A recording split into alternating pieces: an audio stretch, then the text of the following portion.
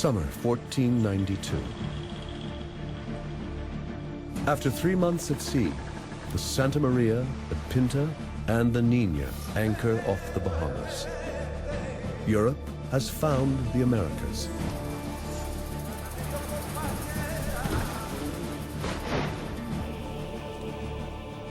Next comes conquest and colonization by settlers who remake America in their image.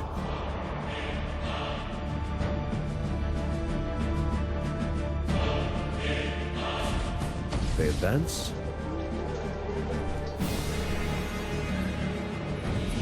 and destroy. But there is another story about the animals and plants they bring here.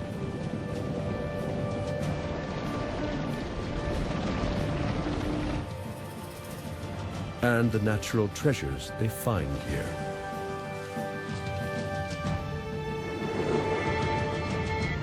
And how the Americas are completely transformed.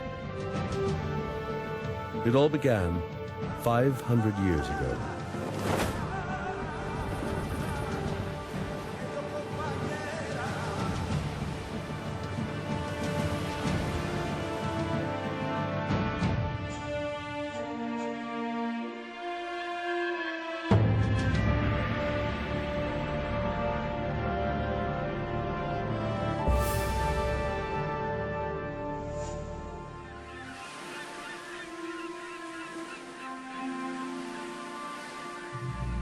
It's 1491.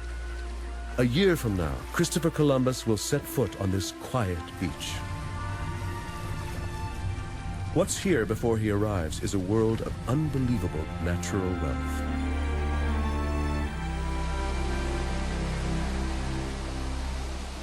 Two vast continents teeming with life. More than 600,000 miles of coastline are surrounded by pristine waters. Shoals so dense, they're said to slow the passage of ships. Countless species number in the tens of millions. Inland from the Atlantic shores, great forests stretch in every direction. This new world is a land of stark contrasts.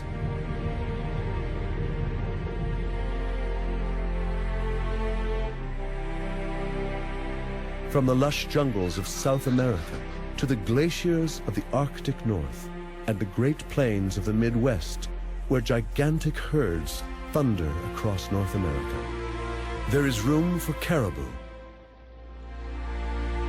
antelope,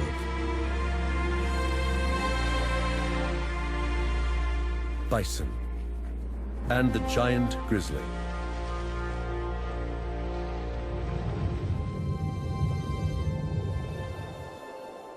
In the sky above, flocks of birds nearly block out the sun as millions of pigeons, ducks, and geese cover the horizon.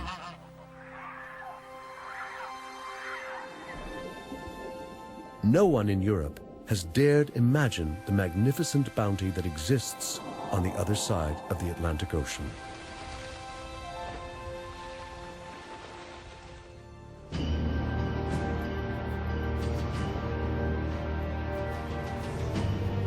In 1491, Christopher Columbus stands on the coast of Spain, looking west. He dreams of leading an expedition to find a new trade route to Asia. Success will mean glory and riches for himself and the Spanish monarchy.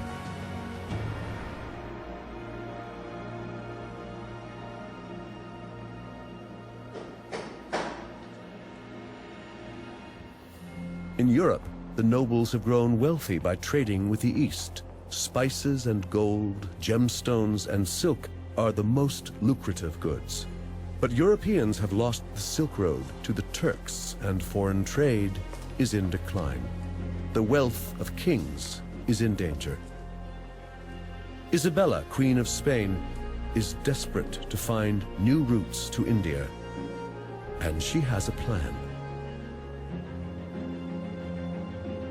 Isabella is the most powerful woman in Europe, a continent of expanding horizons filled with competitive and inventive souls. For 500 years, they have been building castles, palaces, and centers of trade. Kings and popes have raised armies to fight each other and their enemies on Europe's borders. Nowhere else are rivalries so intense, gold fevers so widespread, religious fervor and business expertise as tightly wound as in Europe in 1491. Ideas are moving forward. Curiosity and the thirst for power pushes Europe's limits.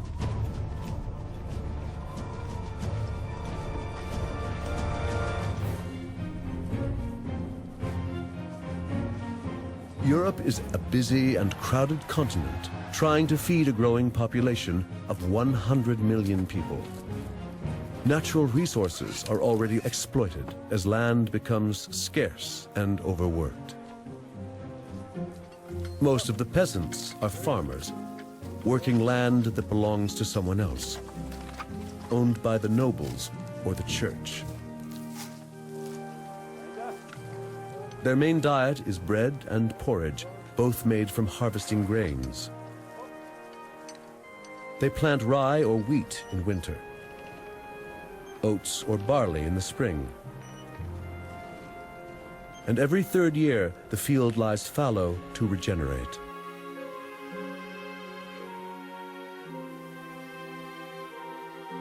They've learned to harness water and wind for power. It is hard work, but good for producing higher yields in smaller spaces.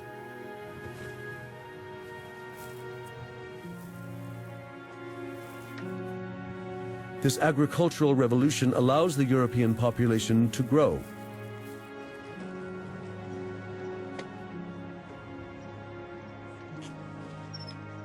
With the help of one more important element: domesticated animals.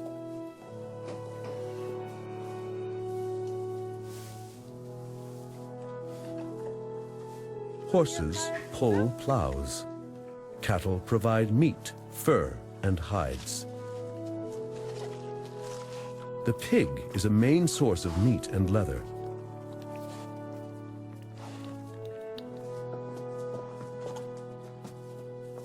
And so too are sheep.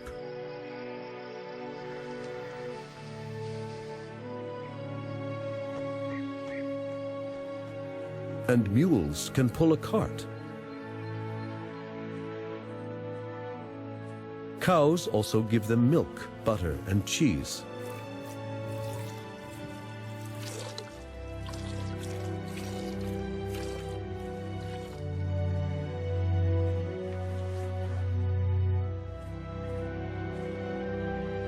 It is not only people that domesticate animals.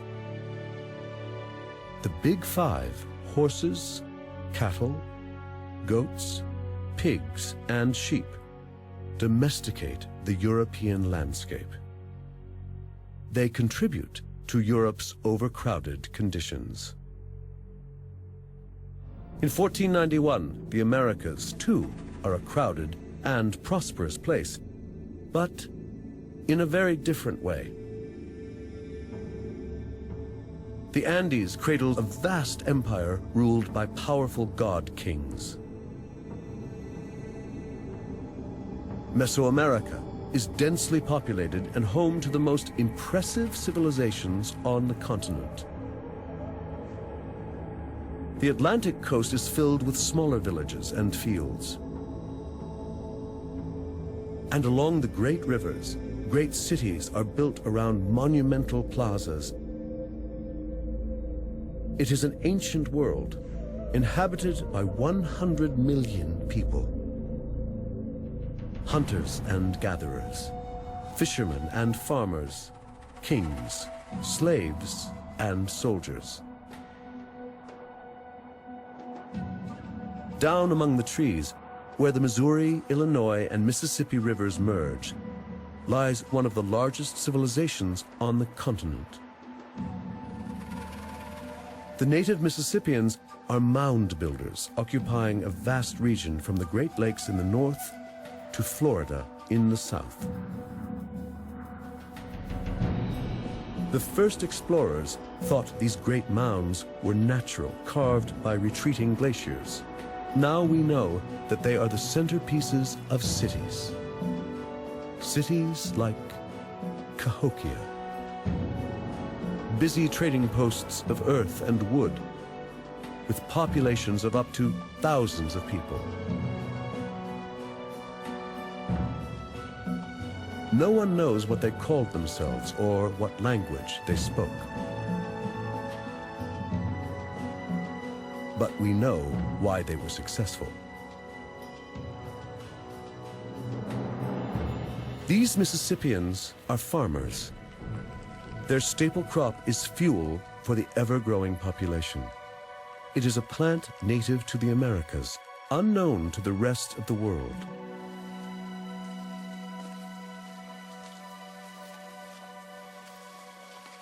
But corn is not a blessing from nature or a gift of the gods. This crop is the outcome of man's first feat of genetic engineering.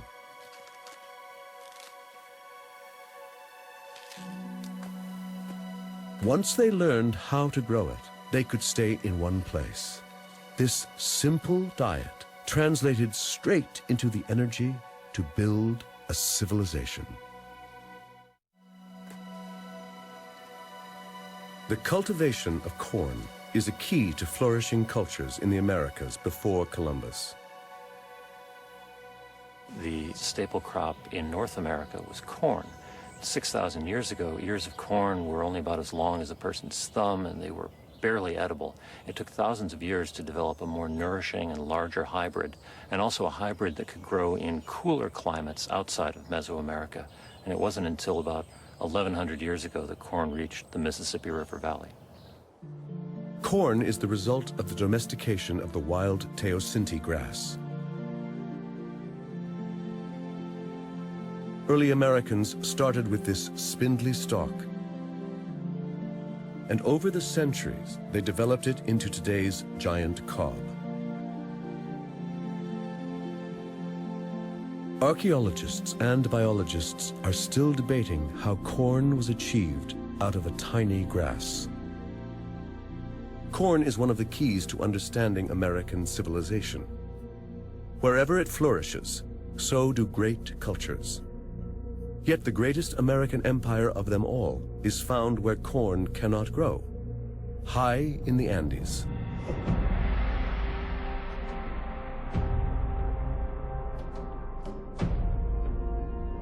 The Inca Empire stretches nearly 2,500 miles down the west coast of South America. Inca build palaces, storehouses, and castles in the tall mountains.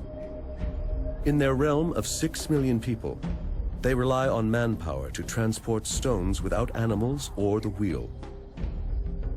And the energy for that is provided by another amazing food source. They are famed for their gold, but their true treasure is less glamorous.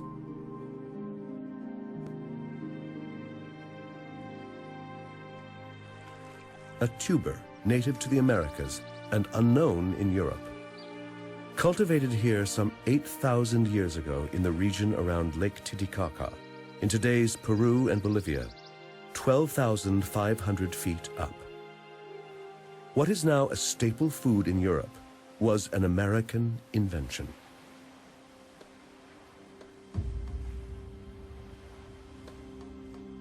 By the year 1491, the Inca grow thousands of varieties, domesticated from wild ancestors. Some poisonous, some even carnivorous.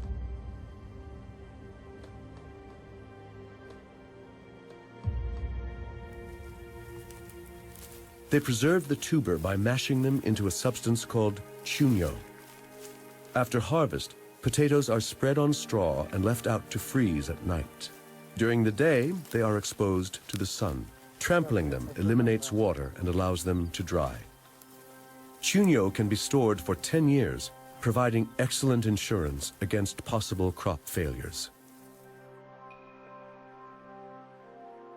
The Inca carve step-like terraces into the mountainsides to stop the soil eroding and create a flat surface for their crops. Terraces absorb more sunlight than steep slopes, so potatoes can grow at the highest altitudes.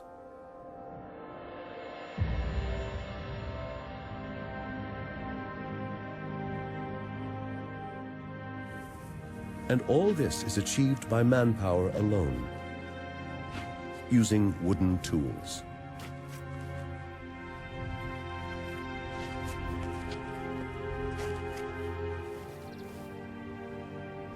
In North and South America, in 1491, farmers grow corn and potatoes to feed their people.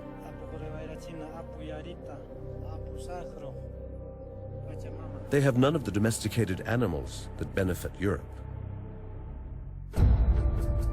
For Inca farmers in the Andes, their chief source of meat and transporting goods is the llama. This is the biggest domestic mammal in the Americas. The llamas also offer dung for the soil and hides for clothes. But they can't milk or ride them, and the animals can't pull a plow. So they are no good for farming or for travel. But their wool is a true blessing.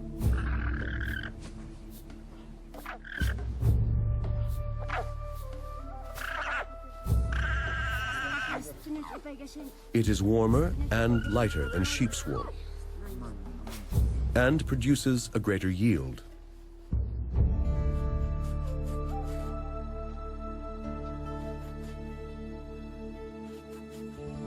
The second principal domesticated animal of the Americas is much smaller. For the Aztecs, the turkey is vital. Even today, for their descendants in Mexico and Guatemala, the turkey is so important that they dedicate 2 religious festivals to it.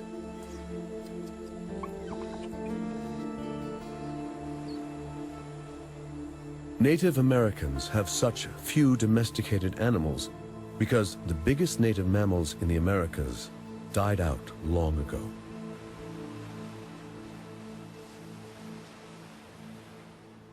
At the end of the last ice age, the megafauna in the Americas, the giant bison and the mastodons, went extinct. And the reasons for that are probably twofold. First of all, as the ice age was ending, the climate became much hotter and drier, and this killed the vegetation that these very large animals depended on. Secondly, the arrival of hunters into North America, crossed over the Bering Strait land bridge from Asia, coincided with the extinction of these animals. And very likely these hunters went after these large animals who were slow and had a lot of meat. And what this left in North America were animals such as bison, deer, and antelope that are not suited to domestication. In 1491, Native American tribes hunt wild animals to survive. But the village dwellers in the forests of the Northeast and nomads on the plains developed methods to guarantee their meat supply. They can't domesticate these animals, so they find a way of making their prey come to them.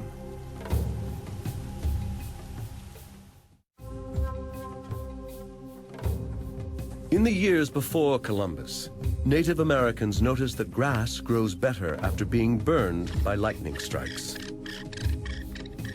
So they start to burn the prairies and plains themselves. Many tribes use this technique, including the Sioux, Cheyenne, Comanche, Shoshone, and the Blackfeet. America in 1492 was not a pristine wilderness. That's a romantic myth. It was in many ways a managed landscape. Natives regularly burned the forests and the prairie in order to attract game. Not only does burning create lush grassland, it keeps the forest open and makes hunting easier.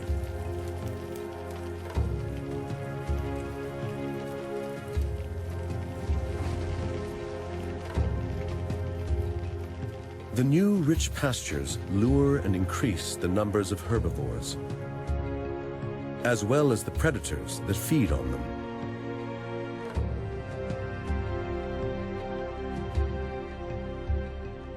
They domesticate the land in order to attract wild animals. Nomadic Central Plain Indians are able to lure the biggest mammals in the Americas. The bison. Wherever they roam, bison are the main source of food and clothing, and of tools made from their bones.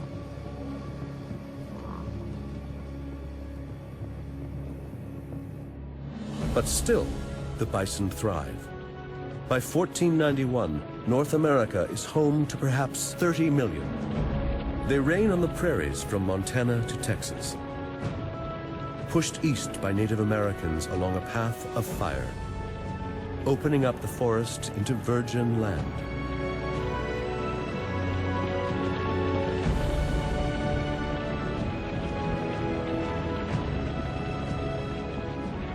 The bison gain a new habitat, far beyond their original range.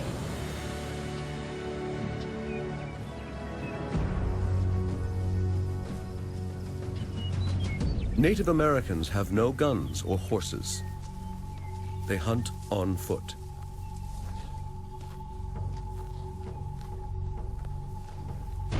They dress in hides to get as close as possible, and hunt with the bow and arrow or spears, all made of wood and leather, bone and stone.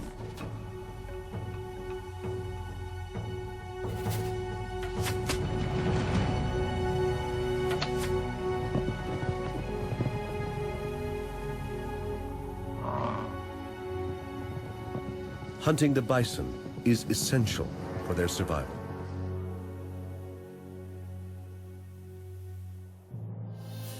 In Europe, hunting is no longer about survival. Noblemen hunt for sport, for pleasure and prestige.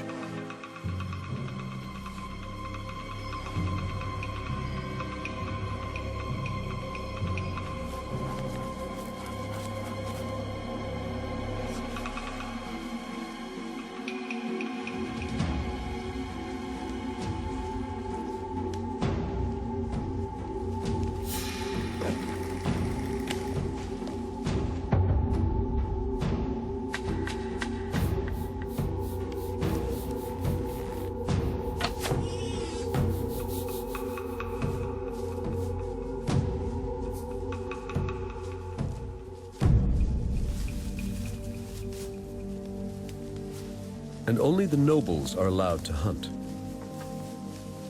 If ever they catch a peasant hunting, he will be punished for poaching.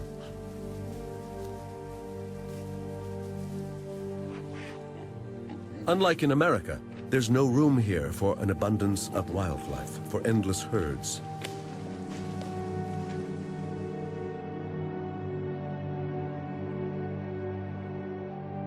In Europe, the land is man-made. Agriculture and cities push the wildlife back.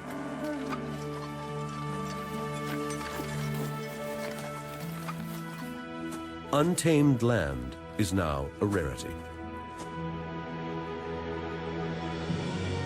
But they have one other major food source. Fish have long been cheap and abundant for every social class in Europe. Christianity, the common religion all over Europe in 1491, approves of fish. Eating meat is banned on more than 100 days a year. The demand for fish is huge.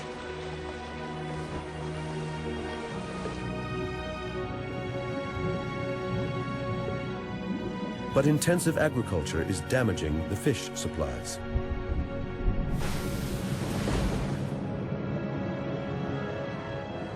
Once unlimited, supplies in Europe are dwindling fast.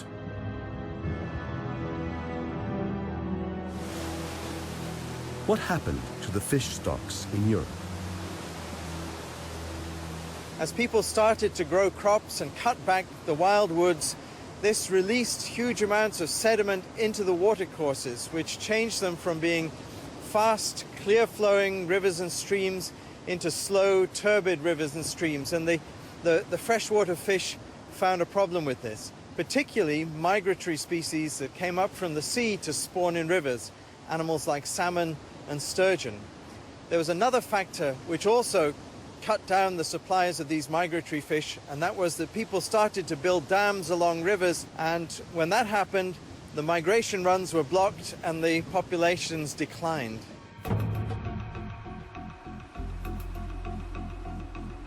When supplies of fish dwindle in their polluted lakes and rivers, they turn to the sea. For the first time, they set up large-scale sea fishing.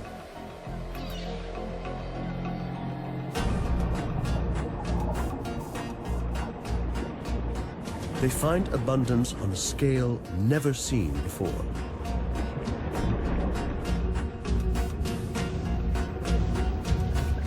And they exploit it. Cod and herring from the North Sea are the first to be fished. Every 5 years, catches double. By 1300, thousands of tons of dried fish are exported from Norway to Britain alone.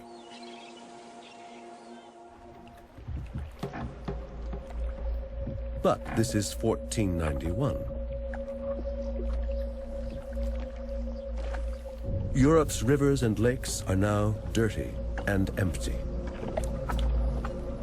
And surrounding seas are fast becoming depleted.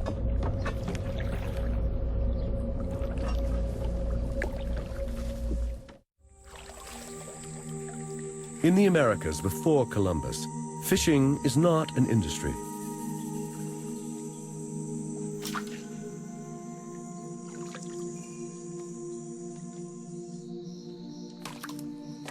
They don't need it. Fish are for the taking.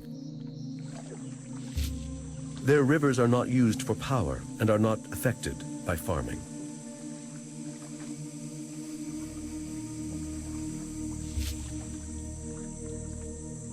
Native Americans transport their fish far away from the coasts and waterways. Into the interior, high up into the mountains. The Inca, high in the Andes, enjoy fish from the Pacific. The Mississippians trade with communities as far away as the Great Lakes to the north and the Gulf Coast to the south. They even eat fish and seafood from the Atlantic. Here, too, there is space for abundance. The waters teem with fish and with whales, dolphins, and manatees.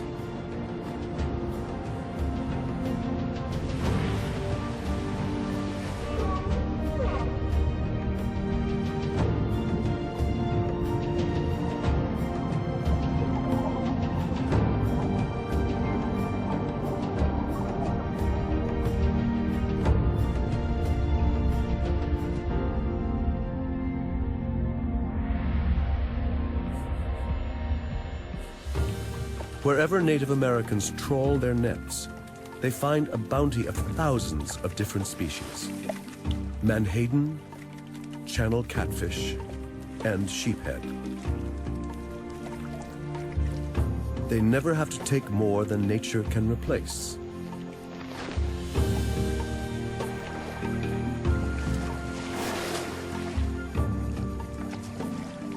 North and South America appear to be a primitive, untamed paradise.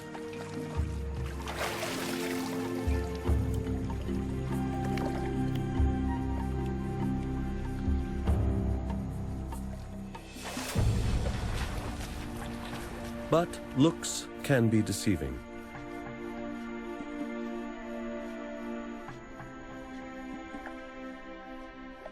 The greatest numbers of freshwater fish live in the Amazon, the largest river in the Americas, and the most voluminous in the world. To our eyes, the Amazon rainforest is an almost untouched Garden of Eden. But it was once a very different place than what we know today. When the jungle was cleared in the 20th century for agricultural purposes, people found the remains of a sophisticated civilization that once managed this landscape. In 1491, this area is home to thousands of people. They tend orchards with all kinds of fruits: papaya, mango, cocoa, nuts, and palms.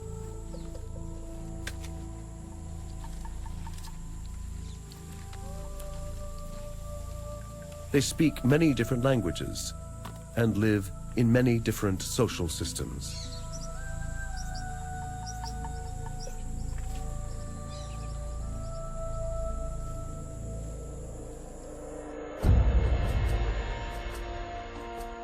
Their tightly packed settlements cover an area of over 46,000 square miles. They are linked by raised causeways, bridges, and canals.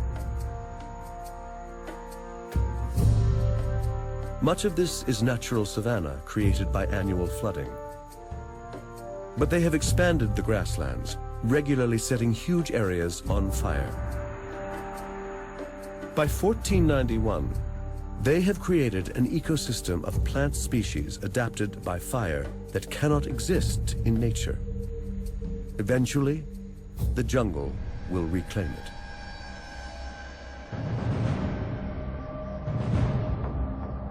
Further north, in what is now New Mexico, another grand civilization has already come and gone. It flourished in a place that today looks like no humans could ever have lived there. The Chaco Canyon. There is almost no vegetation, no water, and no animals to be seen. And it was already like this in 1491.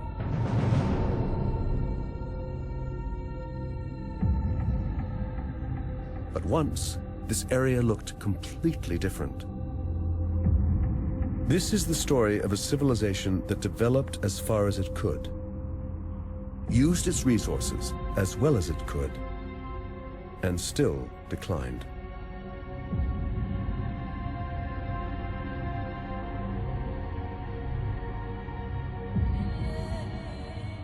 Chaco Canyon was once covered with lush vegetation and forests of pine and juniper. The fertile area was home to the Anasazi.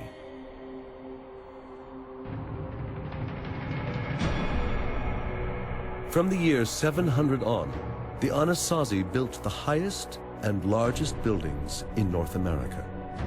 One is several stories high and has 600 rooms that overlook the majestic canyon. 1,000 people lived here. They had no animals to transport materials. Thousands of felled trees were dragged down to the Chaco Canyon on men's bare backs. There is no written account of their lives or of their disappearance. But environmental historians can tell us what happened by counting tree rings and analyzing rat nests.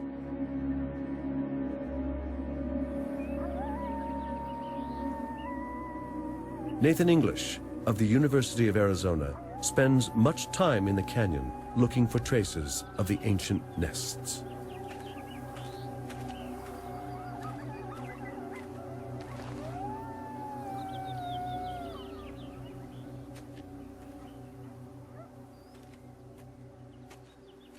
Our interest in Chaco Canyon is to learn more about how the ancestral Puebloans live, and there's a number of ways we can do that. We can do that through traditional archaeology, where we dig up ruins and sites, or we can also look at what the environment was like around the ancestral Puebloans. And the way we do that is by looking at pack rat middens. And each pack rat midden is like a little snapshot in time of the area around the midden itself. So you could think of it like a picture. And the middens can be up to 40,000 years old in some places. And what the midden is it's the pack rat makes a nest, and it poops in that nest, and then it only gets its water from eating plant vegetation, so its urine is very thick and viscous. That urine seeps into the pile of poop, essentially, and solidifies, almost like amber. In the meantime, the pack rat is also collecting things for the plants around it, also pot shards, sometimes even corn or seeds of squash. And those macrofossils are incorporated into the midden. So we go out, we collect the midden, and then we examine the macrofossils in that midden to look at what the ecology around that midden was like at that time. Not only do rat middens hold information, trees do too. Scientists count the rings of ancient logs to give the exact date when the very last tree was cut down. The Anasazi used juniper and pine for their timber and fire. Too much of it, some think. With the trees goes the soil. The forest cannot recover. Because of erosion, water drains down, creating gullies on the way. Irrigation and agriculture are no longer possible. This large population cannot feed itself anymore. But did they destroy the forests, or did the forests leave them? We are on the edge of this pinyon juniper woodland, and so it's really possible that just natural climate change would have caused it to move back. But it's also, we know that the people were harvesting wood for fuel and for timber, and so it's likely that a combination of the two things are what led to the loss of forest in this area. The year 1130 rolls around. It is one of the driest of years. The Anasazi have survived previous droughts, but the population has increased greatly, and there is no suitable territory to expand into. Without rain, it's impossible to grow enough food to support the population. No agriculture means no culture.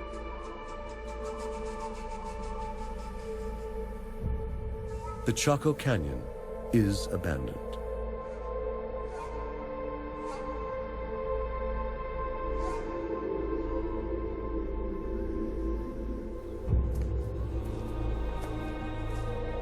These ancient Americans cut down the last tree and move on.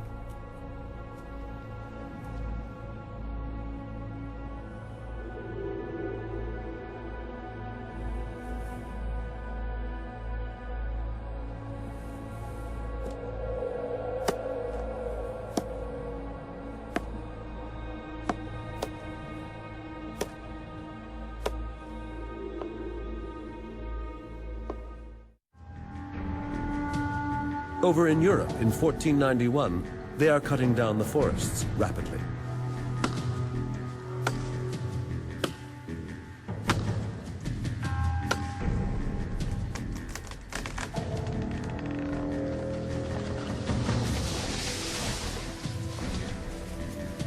Their growing population needs more food and more space in which to grow it.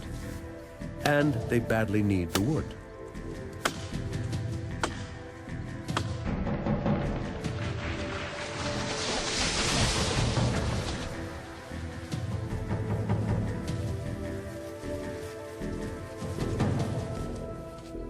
They have the tools.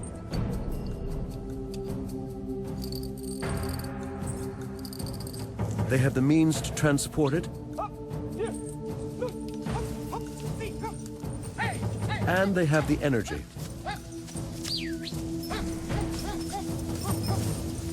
But they're beginning to run out of space and time. Only wood can help them to move forward.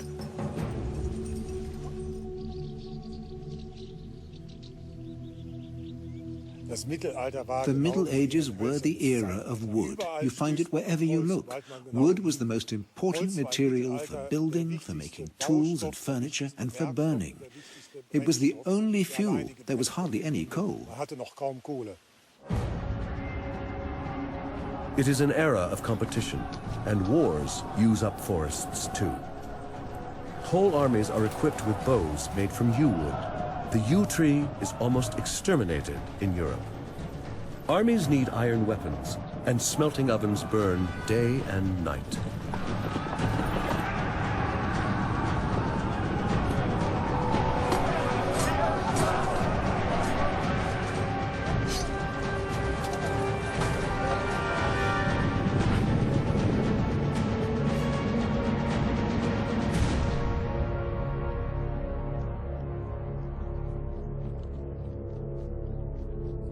At the same time, whole forests are used to satisfy another European craving: for magnificent buildings.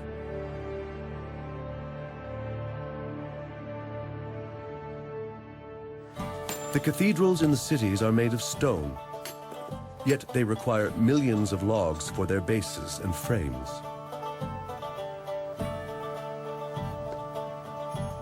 Larches are needed for roof supports. Solid logs of oak, alder, and elm are sunk into the ground to create foundations.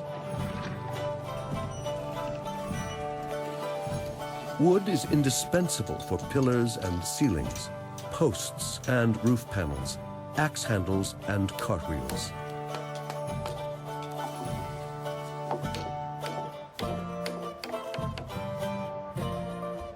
European castles, cathedrals, monasteries, and churches consume entire forests in Germany, France, Italy, Spain, and England.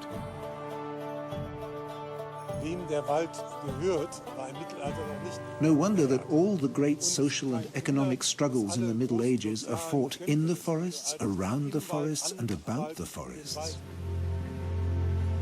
In this competition for timber, those who have money make the rules, and the money is now in the cities. Perhaps the richest city of all is Venice. It's built on wood, literally. Piles sunk into the mud to create the platform on which the great stone facades can float. But behind all this is commerce and a great maritime republic. The goods that are bought and sold are transported in wooden galleons. Venice has denuded the forests all around them to build its fleet.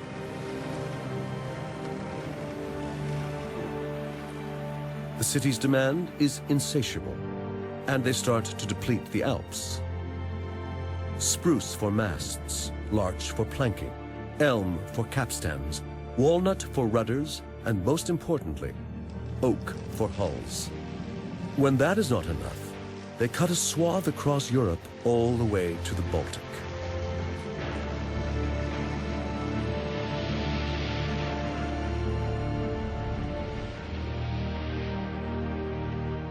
The Europeans have exploited their natural resources, leaving a continent where there are few fish in their rivers and less timber in their forests.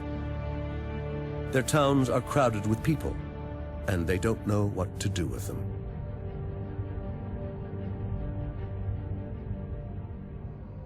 Rivalries between princes and kings have grown intense. Religious fervor, curiosity, and greed are widespread in 1491. And there is a constant hunger for new ideas. The printing press is invented. Books and ideas spread.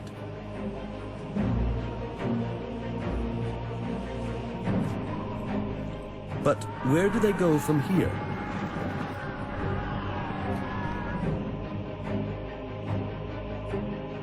Where can all this raw energy be channeled?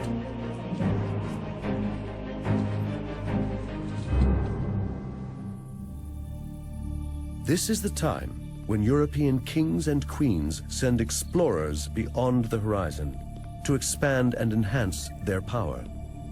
Some explorers go around Africa to find the sea route to India. One has the vision to sail west to arrive in the east. He is a seaman from Genoa, Italy, a fervent amateur who has the crazy idea of sailing into the unknown to reach India. Christopher Columbus has spent 5 years trying to gain royal support to finance his voyage.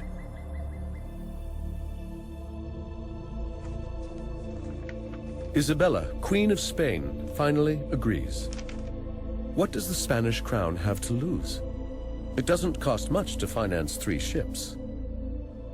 Spain has so much to gain from a shortcut to India: treasures, trade, and land.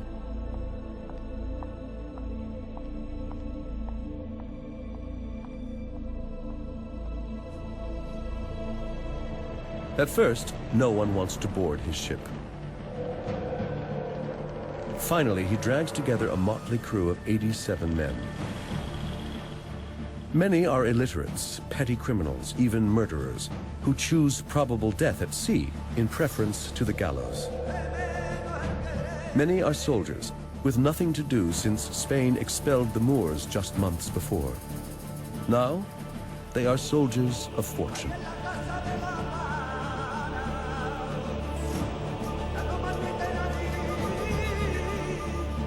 With his band of desperados, Christopher Columbus sets sail from the port of Seville.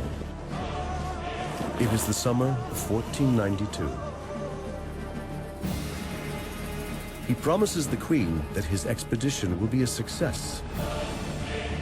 And in a matter of weeks, he will change the course of history.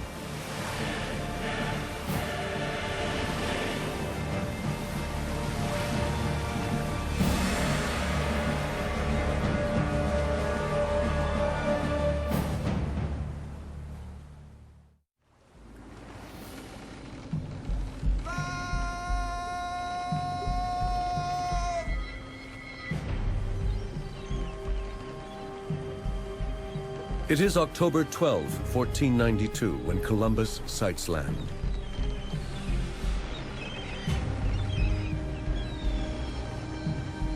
I saw neither sheep nor goats nor any other beast. All the trees were as different from ours as day from night, and so the herbage, the rocks, and all things. 3 Spanish ships sail west for 3 months in search of India.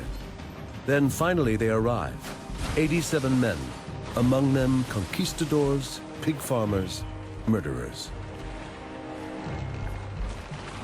But this is not Asia. It is an island in the Caribbean. They have no idea that they have come to a new world.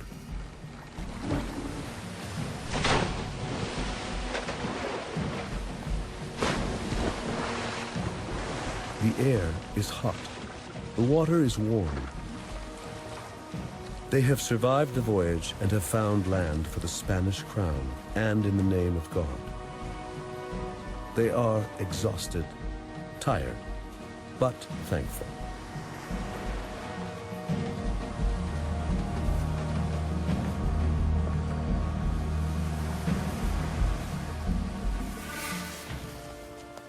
What land is this? Where are the ports, the cities, the ships and traders they expected? The natives have seen many people arrive from the sea, other tribes, but no one like this.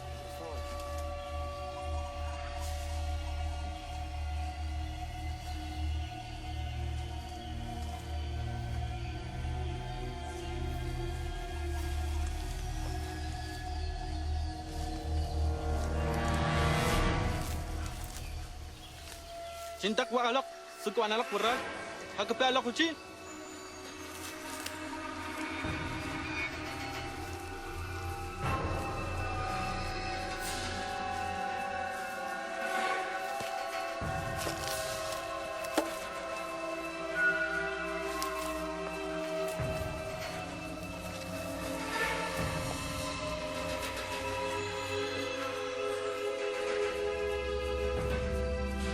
They will both soon discover that this is just the beginning.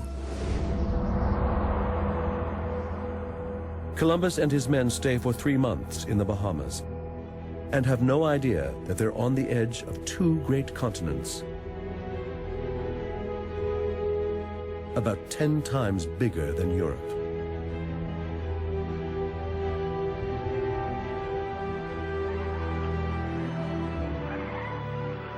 From the tropical seas to the arid deserts,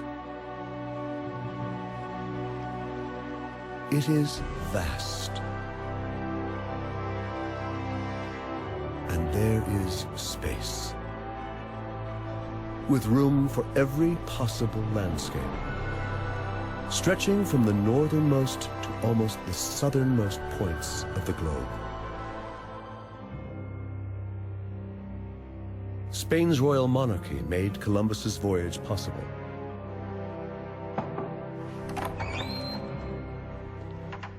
It is 1493, and they've waited eagerly for 7 months to learn of his discoveries. Upon his return, he delivers the news in a report to Queen Isabella.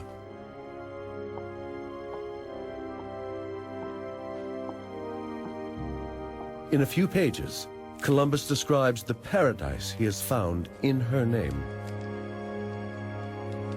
Land to conquer, converts for Christianity, riches to exploit, and gold.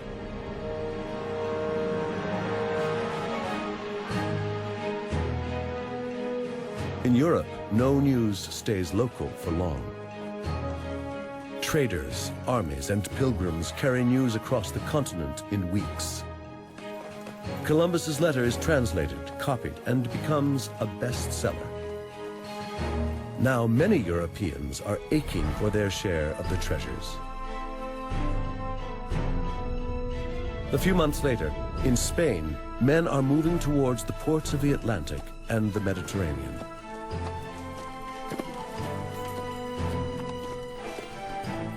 Men who have no land and no work.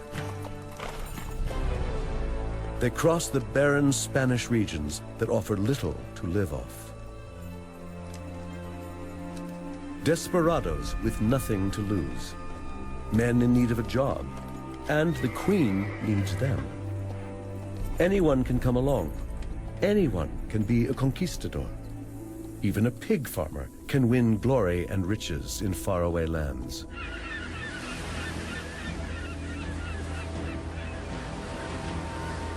In 1493, 17 ships arrive in the New World on an island in the Caribbean Sea, carrying 1,200 Spaniards. Columbus's second voyage begins a stampede of Spanish exploration and conquest. Some will go south, some to the Andes, some along the Mississippi. It is the conquest of the Americas. Driven by greed, carrying weapons, and with one animal that does not exist on this continent. With the horse, the Spanish are able to annihilate whole empires in just a few decades. Within 40 years, the Inca in the Andes fall to Pizarro.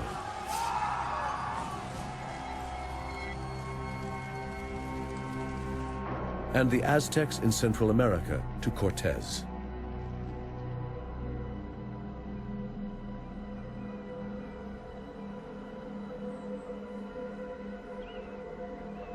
Where there were towns and cities inhabited by millions of people,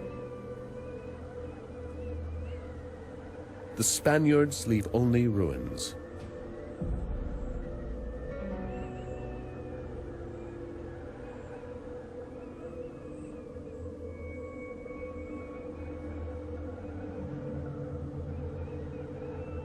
And no one to manage the land.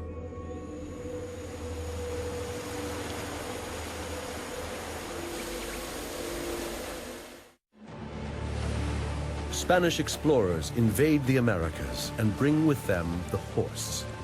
First brought to the Caribbean islands, these animals reproduce and spread in the New World as fast as the wind. Horses have not been seen here since the Ice Age.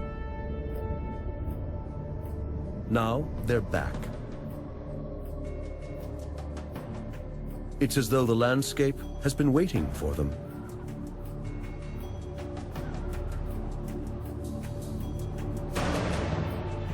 Once ashore, a few horses run wild.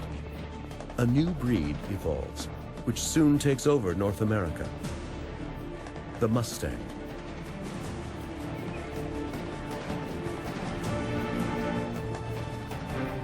Within 300 years, they have reached the Central Plains and the Rocky Mountains. At the end of the 18th century, the Mustang makes it as far as Canada.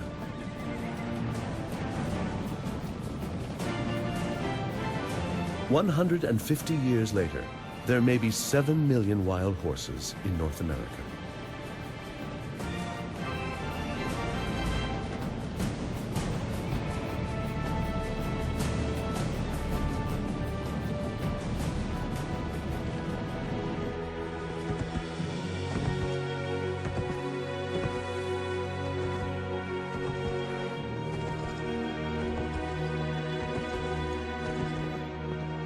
For the nomadic tribes like the Blackfoot, Cheyenne, Sioux, and Comanche in the Central Plains, these wild horses are a blessing.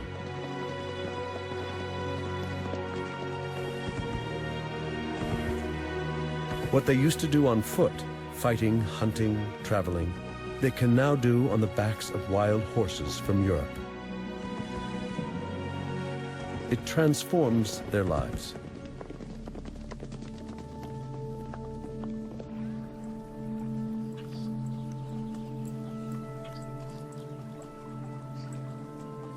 This old world animal becomes a symbol of their native culture.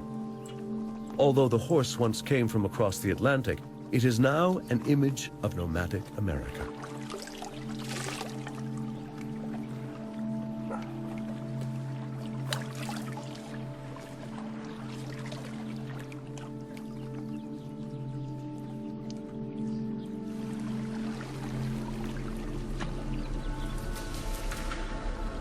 As soon as the conquistadors have conquered South and Central America, one of them heads north.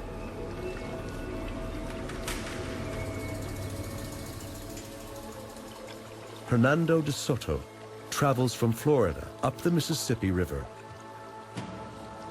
looking for gold.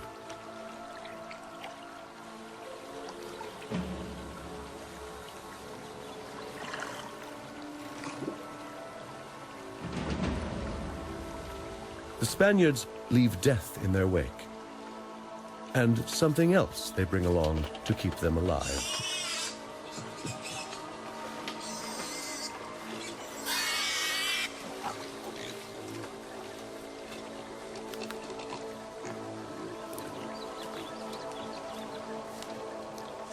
As they journey through unknown jungles, the pigs help them survive. They are a perfect source of food. They don't take up much space in the boats. They look after themselves, and they eat everything they can in this new continent.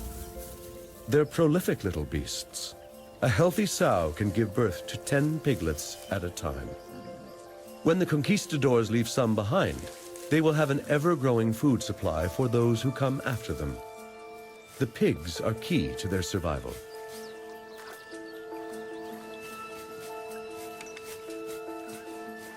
But to Native Americans, they're a curse.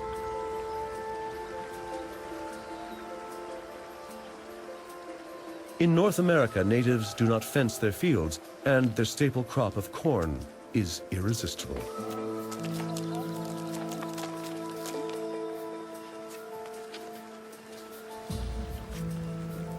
There is no evidence that Native Americans know how to fight this plague of pigs.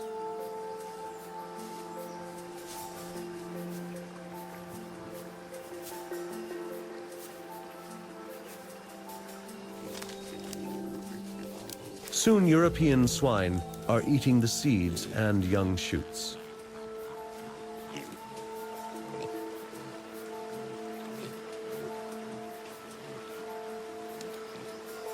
Only a few generations after running wild, the animal becomes very different from the typical farm pig.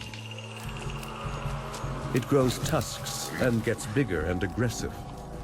What began with a few pigs becomes a daily nightmare for the Native Americans.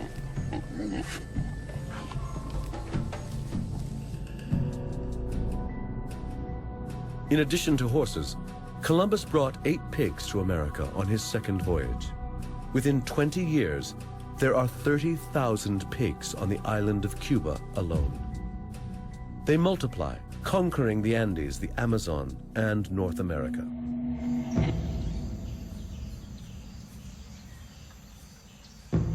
But the Spaniard, his horse, and his pig would never have been so successful in the conquest of the New World without a hidden passenger.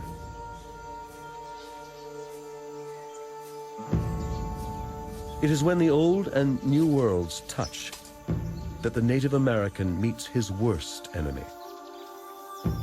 A very black dose for the continent.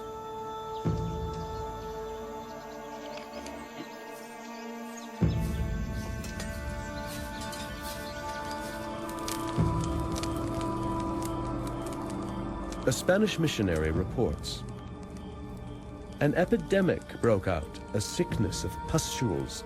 Large bumps spread on people. Some were entirely covered, on the face, the head, the chest. They lay in their dwellings and sleeping places, no longer able to move or stir. The pustules caused great desolation. Very many people died of them, and many starved to death. No one took care of others any longer.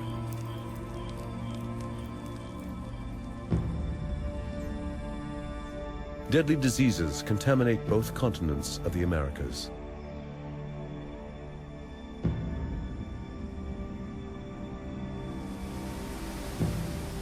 For the natives, writes a chronicler, they are near all dead of the smallpox. So the Lord hath cleared our title to what we possess.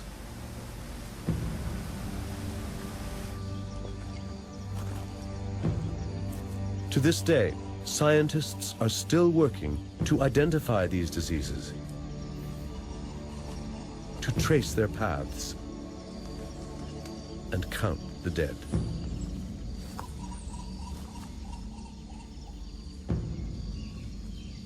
Smallpox was accidentally introduced to the Americas in the 16th century. The smallpox virus is very hardy. In blankets that are used by smallpox victims, the scabs can live for weeks carrying the virus. And smallpox can also pass from host to host on board a transatlantic vessel until it reaches the Americas. And of course, once smallpox reached the Americas, it was introduced to millions of new hosts, human hosts, who had no acquired immunities to these diseases. And so smallpox, together with measles and influenza, had a devastating impact on Native American populations. No one knows exactly what the mortality was. Conservative estimates are about 50%. It was probably closer to 90% or even higher. Through trade between native peoples, diseases spread through the whole continent. Many natives die of foreign diseases without ever seeing a European. Microbes move faster than the conquistadors who brought them. Some 50 years after Columbus first sets foot in the Americas, conquistadors and explorers find neither towns nor people. No one stands in their way. Most of the people are dead, and nature reclaims the land. Everything that they now find is pure wilderness, a Garden of Eden without humans.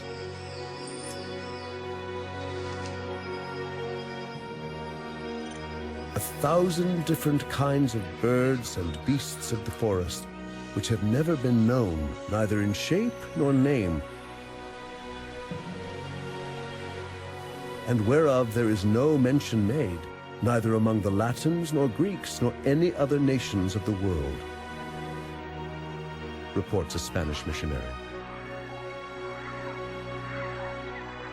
It may be God hath made a new creation of beast.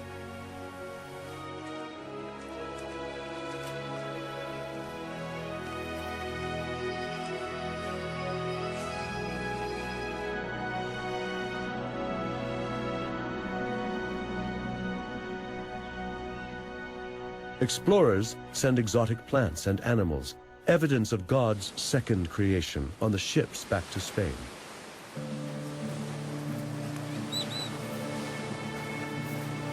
Hombres, cargad. Corn, El ave al frente. chili, and pumpkins. Domesticated in the New World, unknown in Europe. Tomatoes and potatoes.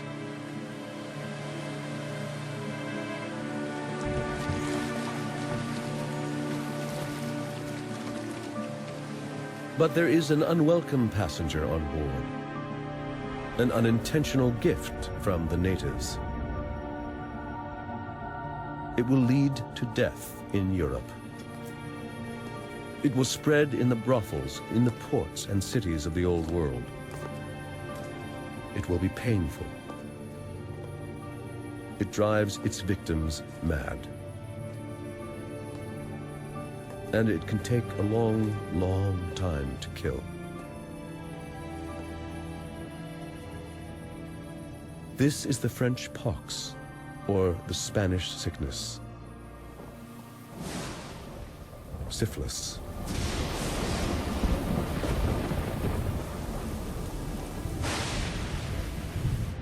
Europeans have no idea that this disease came from America, where more and more are aching to go. In the 17th century, a new wave of people heads to the New World, the settlers. England has defeated Spain to become a new European superpower. The English crown sets out to claim its share.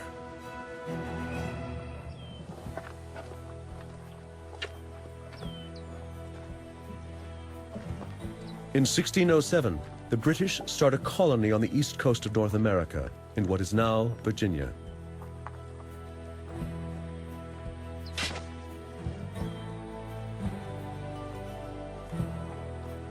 They name it Jamestown, after their king.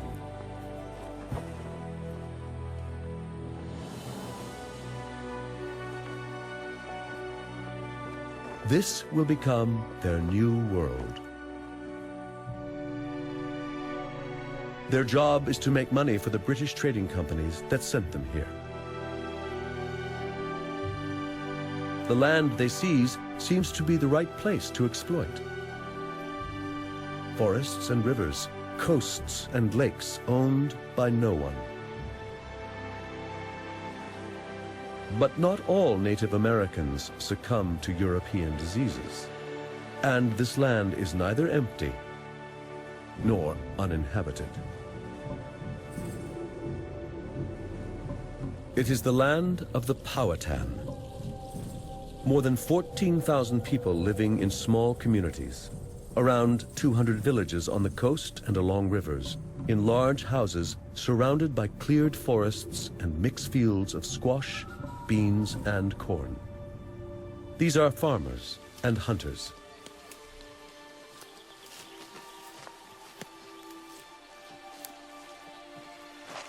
There is no gold, no silver that settlers dream of. Just the land and its people.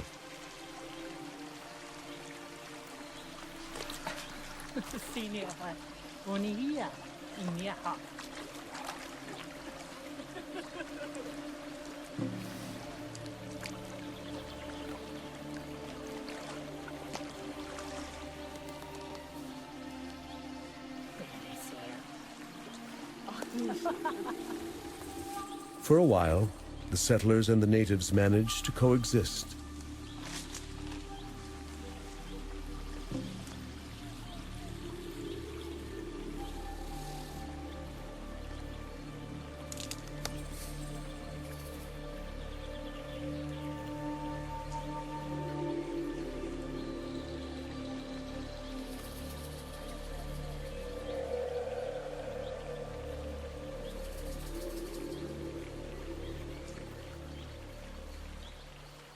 This land is rich with resources that Europe lacks.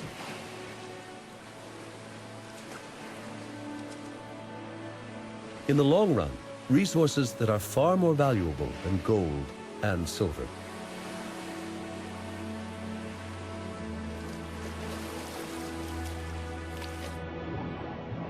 And there's more than enough for everyone.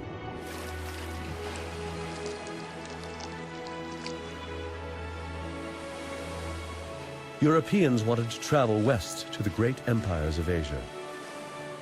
Instead, the new world they find amazes them with its natural abundance.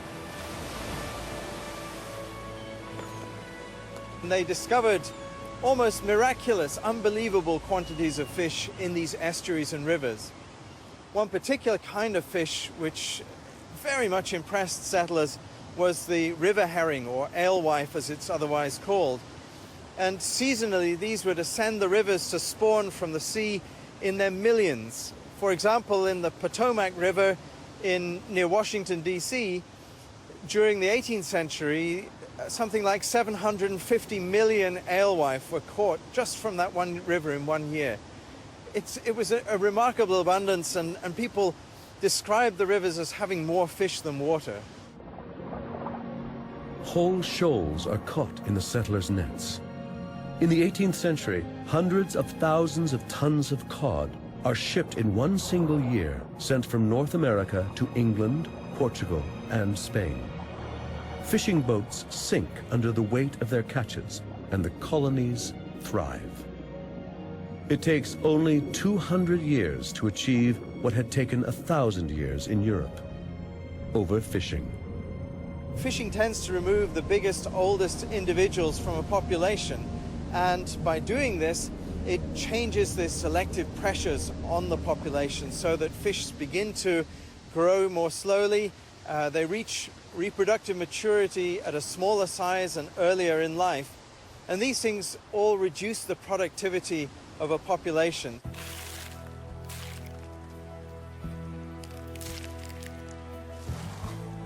Fish are salted, packed, and sent home for money.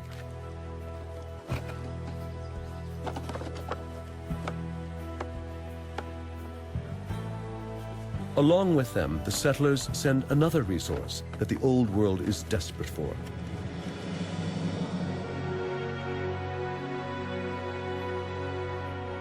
it is said that there are trees as far as the eye can see, such that a squirrel starting off at the Atlantic coast need never touch the ground till he got to Georgia. This is so different from the Europe they left behind. They have finally found a replacement for something that is disappearing at home: an infinite, accessible source of the raw material of the age. The forests must fall if the settlers are to succeed.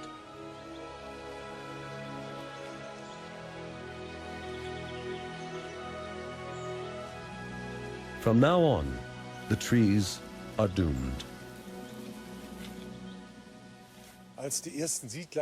When the first settlers arrived in the New World, they found forests like they had never seen in Europe.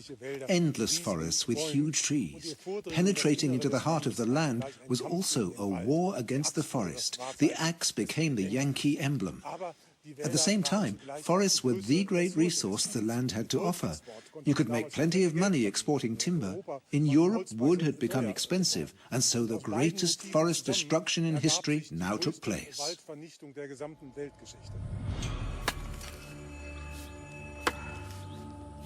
The clearing of forests that seem to belong to no one and cost nothing goes so far that by the late 17th century, many areas of the Caribbean and Atlantic islands are completely bald.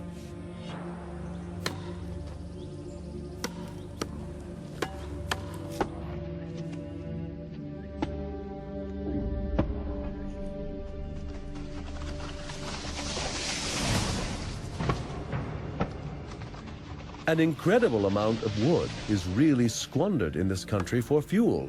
Day and night all winter, for nearly half a year in all rooms, a fire is kept going, observes a European traveler.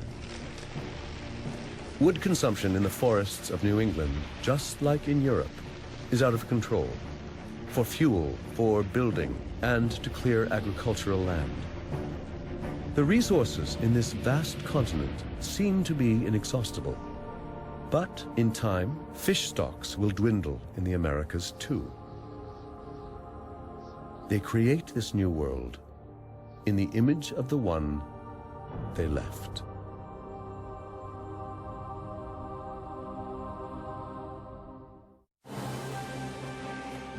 Europeans change America by what they take away, but they change this continent even more by what they bring with them.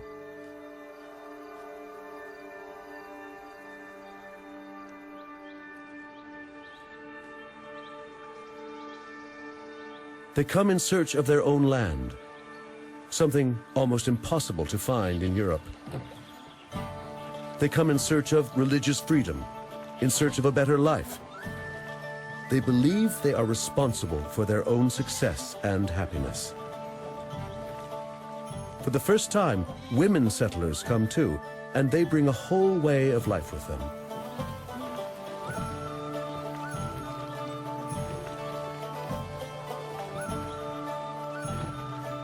They bring animals and plants that are all new to the American continent.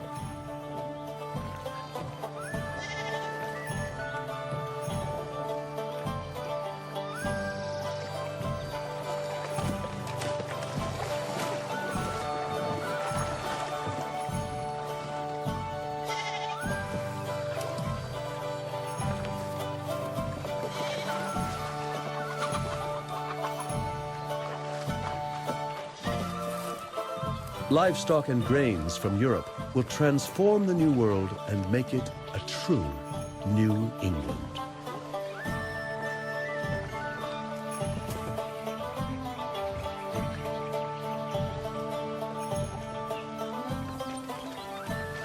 With the newly imported plow, they will leave little land untilled.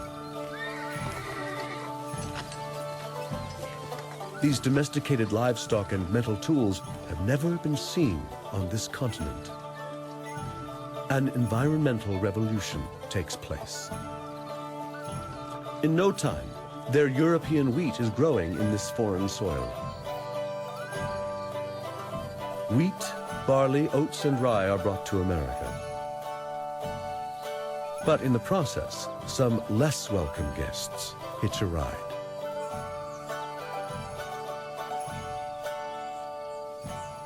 Europeans introduced crops such as wheat to the Americas, but in the bags of seed that they brought with them to the Americas, they also brought along seeds for weeds, dandelions, other kinds of weeds, and these are everywhere in the Americas now. From the most insignificant weed to the continent's greatest mammal, the bison, nothing is untouched. America's native flora and fauna is forever changed.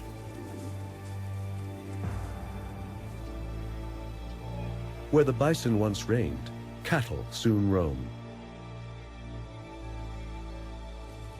To the settlers' delight, their livestock multiplies more quickly here than it did in Europe. In a few hundred years, European cows eat away the American grass and trample the soil, deposit their excrement, and distribute the seeds of the weeds.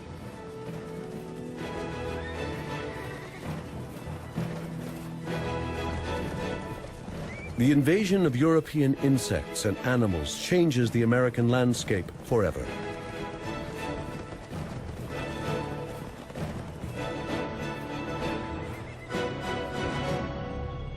Horses, pigs, sheep, goats, chickens, and huge herds of cattle take over North and South America. The cattle alone doubles in numbers every 15 months and feed the settlers. The New World settlers defend themselves inside sturdy forts. But there are no shortages of any kind. Meat has become one of the cheapest foods in the Americas. They are the best-fed people in the world.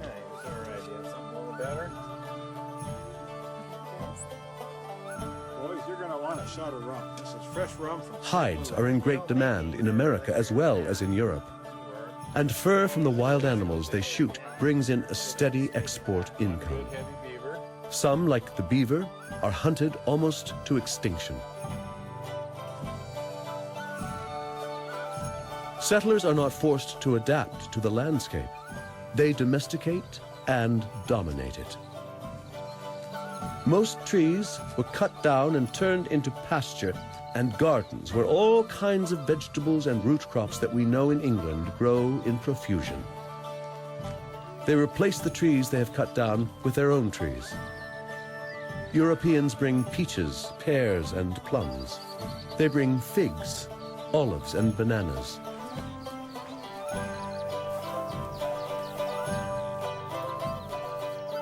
and their trees flourish.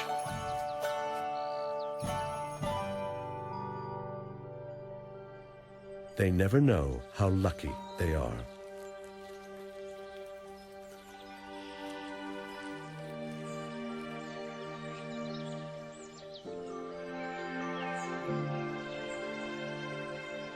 Because the settlers also bring bees with them for their honey. The Native American bee pollinates only a few species, but European honeybees can live almost everywhere and pollinate any plant in sight.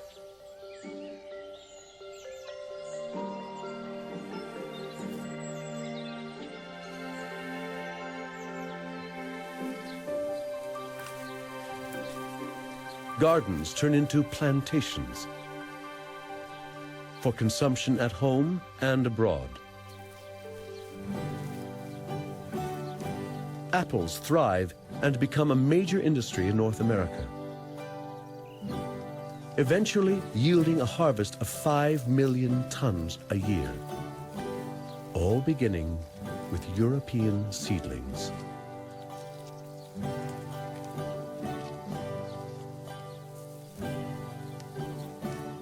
This is biological imperialism in full swing.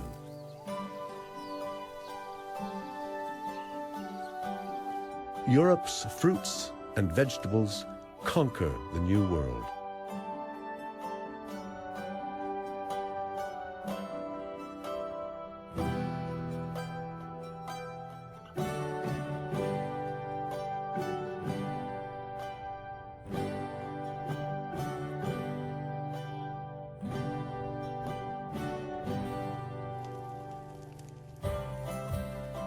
But it is also an exchange. It is the Columbian exchange. European kitchens may not see native meat from America, bison or llama, but New World vegetables make a big impact.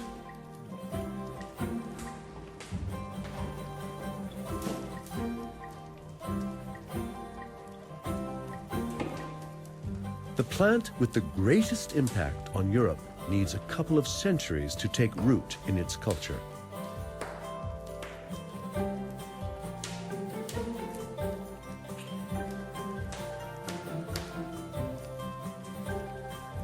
This tuber is insipid and mealy. It cannot be classed among the agreeable foodstuffs, but it furnishes abundant and rather wholesome nutrition to men who are content to be nourished. It is justly regarded as flatulent, but what are winds to the vigorous organs of peasants and laborers? Wrote Diderot in his encyclopedia in the 18th century.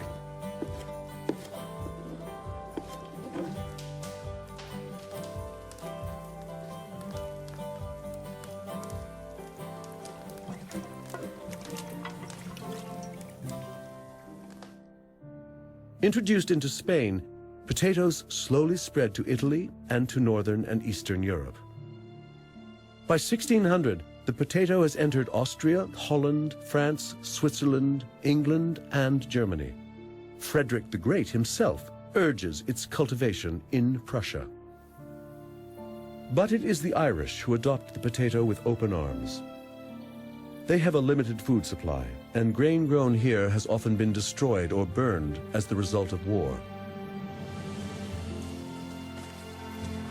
But the potato, safely underground, survives these hardships. In 100 years, the Irish population more than doubles.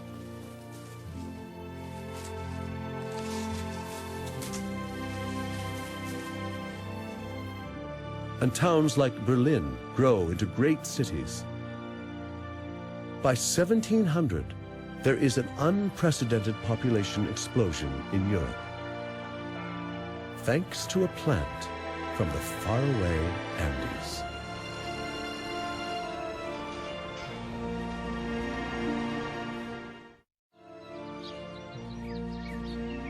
Only one domestic animal from the New World sets foot in Europe: the turkey. Turkey and a few vegetables enhance the European diet, but otherwise, their life is relatively unchanged. So why was the Columbian Exchange so one-sided? Why did it go primarily in one direction from Europe to America? With the exception of things like potatoes and potato blight, why was Europe not overtaken by American plants and animals? It's difficult to say why something did not happen, but you have to remember that the ecological invasion was a cooperative enterprise, disease and plants and animals working together. And Europe remained densely populated. It didn't have diseases depopulate its people. And so you didn't have niches open up for livestock to graze and then weeds to take over the areas that livestock had overgrazed and trampled. So without that critical part, it worked in one direction primarily.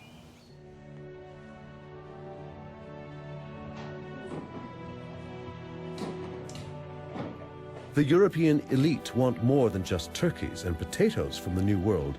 They want luxury products.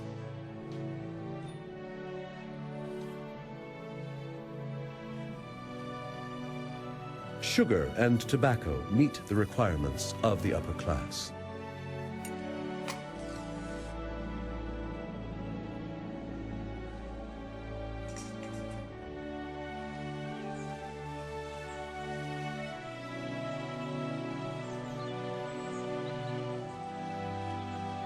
The first British settlers quickly acquire a taste for American tobacco and export large shipments to Europe.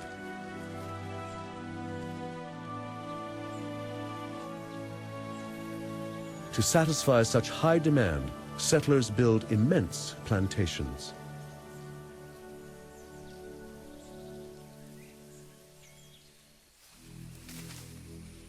Growing sugar becomes a business on the same scale as tobacco. The new monocultures cover entire landscapes.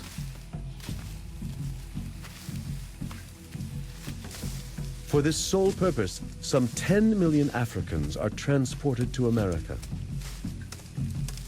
enslaved to cultivate luxury items for Americans and Europeans.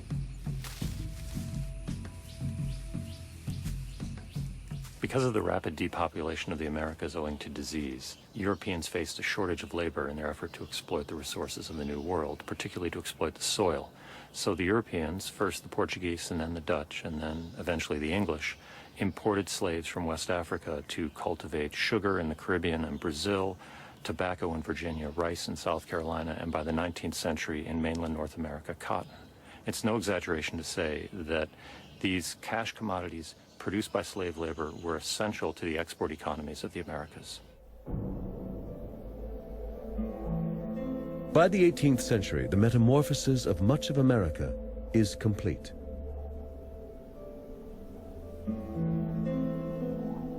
New Spain and New England are fully established.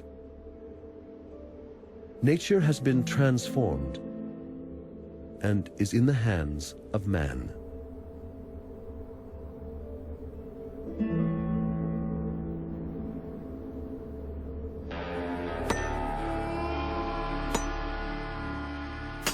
Now pioneers are heading west.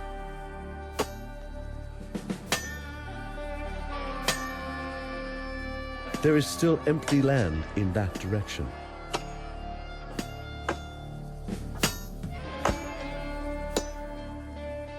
They will complete what was begun in the east.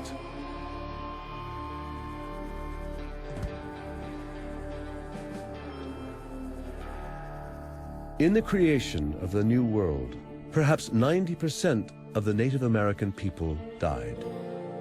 The people who took their place came from all over Europe as conquistadors, settlers, explorers, and colonists.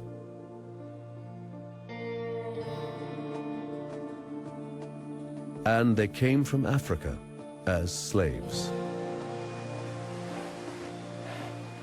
But it was the transfer of animals and plants from Europe to the Americas that really made the creation of the New World possible.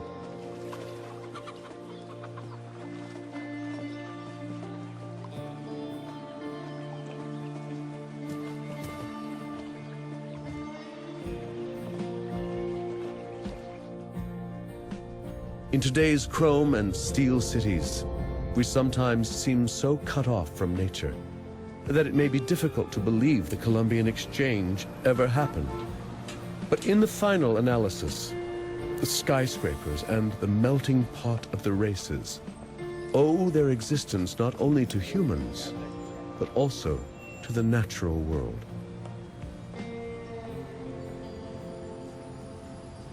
People came to the Americas for many reasons. Some came to make money, some came for religious freedom, some came involuntarily as slaves. But those populations took hold in the Americas because of the accident of ecology, because of the microbes, the plants, the animals that they brought with them that gave them an advantage over the people who are already here. And the legacy of the Columbian Exchange is also still largely biological. And that legacy will continue into the future.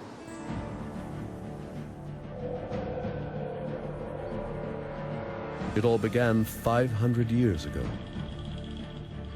Columbus had a vision.